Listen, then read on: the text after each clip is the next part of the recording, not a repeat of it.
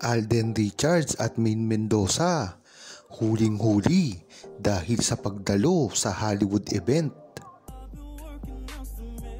Gumawa na naman ng ingay si Maine Mendoza at tila binasag na naman ang mga bashers na nagpapakalat na siya ay laos na raw dahil ang pagdalo ni Maine Mendoza isang event na ito ay talaga namang pinag-usapan dahil record na nagawa na naman ni Maine Mendoza na hindi na naman kinaiinggitan ng ibang mga tao, lalong-lalo na ang mga celebrity na gustong-gusto siyang mapabagsak.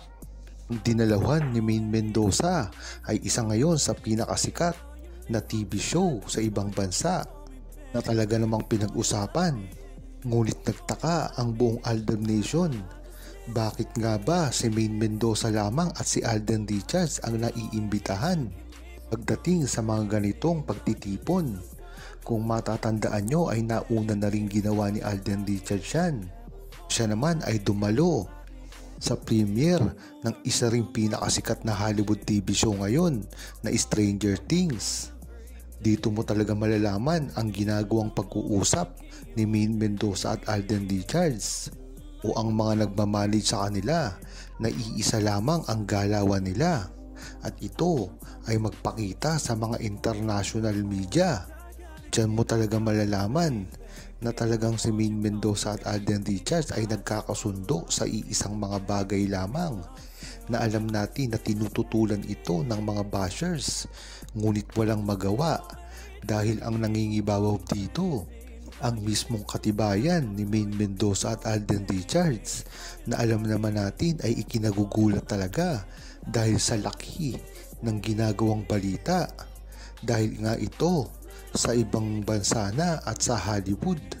Katulad na lang ng kagustuhan ni Alden Richards dati. Gusto niya na magkaroon ng isang role sa isang Hollywood movie or TV show na alam natin na ito ay mangyayari kung hindi natuloy ang kanilang movie ni Catherine Bernardo. Dahil yan naman talaga ang gusto ni Alden Richards ay mag-aral sa New York. Nagawa niya na. Ito pa ang matindi.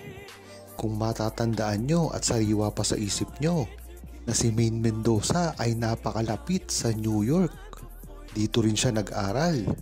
Kaya kung talagang iisipin mo, si Alden Richards ay gustong nandali ang manirahan sa New York at si Maine Mendoza naman ay merong puwang ang New York para sa kanya.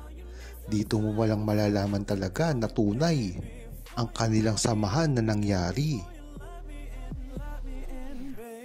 Ayon naman kay Tetet Ocampo, dapat ngang ipaalam ni Alden Richards ang mga ganitong galawan nila ni Maine Mendoza nang sa gayon ay hindi na rin nagtataka ang publiko sa maaaring mangyari sa kanila sa hinaharap.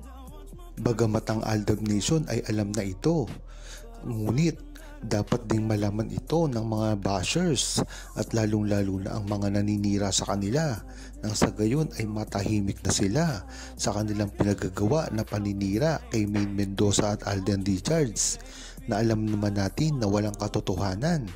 Isa na nga rito ang pagpapakalat na si Maine Mendoza raw ay laos na at mismong naungusan na raw ni Alden Richards. Ngunit hindi ito totoo.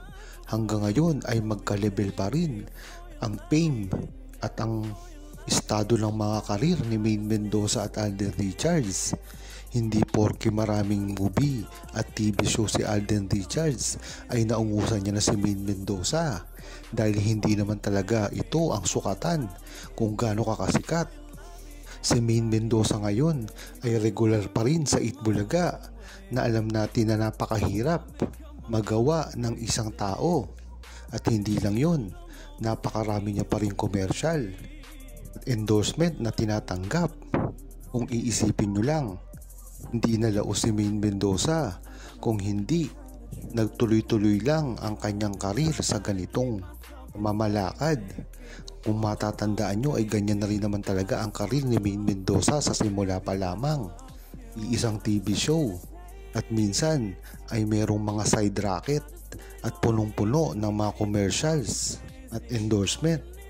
Pagdating naman kay Alden Richards ay hindi rin naman nagbago. Noong regular pa siya sa Itbulaga ay minsan nakikita rin sila sa mga Sunday shows ng GMA na ngayon din ay nangyayari ngayon kay Alden Richards. Ang nagkaiba nga lang dito ay ang movie, dahil alam naman natin na si Maine Mendoza ay wala naman talagang ka-interest sa paggawa ng movie. At nasabi na rin ni Alden Richards yan na marami siyang sinakripisyo kay Maine Mendoza, kaya hindi siya nakagawa ng movie ng iibang kapartner. Kaya ito mo lang talaga malalaman na paninira lang talaga ang ginagawa nila kay Maine Mendoza at Alden Richards para nasa gayon ay mapabagsak nila ito. Ayon naman kay Demo Nanayo, ito na talaga ang tunay na panahon para aminin ni Maine Mendoza at Alden Richards kung ano ba talaga ang estado nila sa buhay. Dahil nang sa gayon ay matigil na rin ang mga pambabash, lalong-lalo na ang mga istorya na ipinakakalat ng mga bashers patungkol sa kanila, mga karir nila, pamilya, at iba't iba pang uri na makakasira sa kanilang dalawa. Pag Alden nga ang gumawa ng mga ganitong bagay ay hindi paniniwalaan dahil na rin sa ugali ni Alden Richards sa publiko na isang napakabait na tao. Ngunit pagdating naman kay Maine Mendoza na hindi masalita sa publiko ay siya ang mahihirapan dito. Pagka pinakalatan nga siya ng mga balita na masasama, mga paninira, ay hindi niya ito kagad masasagot at talagang mahihirapan siya dahil hindi naman talaga siya palasagot na tao sa publiko. Kaya napakaganda ang gagawin nila ng ito. Pagkakataon na rin nila para ihayag ang tunay na nilasan nila. Nang sa gayon ay tuloy-tuloy na rin nila magawa kung ano talaga ang gusto nila. Yan naman talaga ang gustong gawin at pahayag ng buong Aldab Nation. Ipadala sa kanila ang kanilang hiling na muling magsama sa isang movie o kahit gumawa man lamang ng proyekto. Nang sa gayon ay malapit na rin magtipon-tipon ang buong Aldab Nation sa buong mundo. Mga seniors, mga OFW, mga dating fans, mga bago. Lahat-lahat na.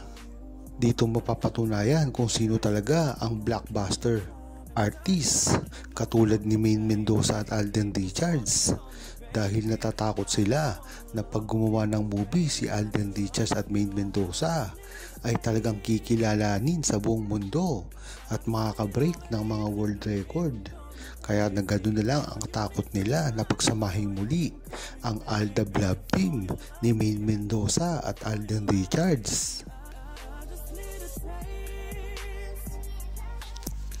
Huwag kalimutang mag-subscribe, comment at i-like ang video na ito.